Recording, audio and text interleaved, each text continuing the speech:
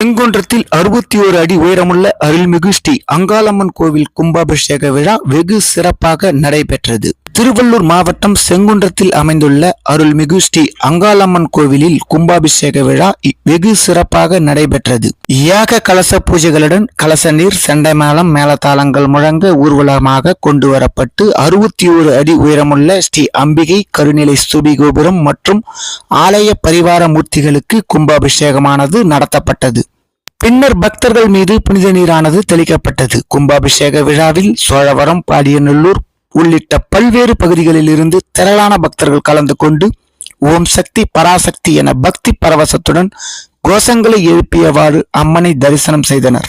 கோவில் நிர்வாகத்தினர் கும்பாபிஷேக விழாவிற்கான சிறப்பான ஏற்பாடுகளை செய்திருந்தனர். மேலும் அன்னதானம் வழங்கி பக்தர்களுக்கு சிறப்பித்தனர்.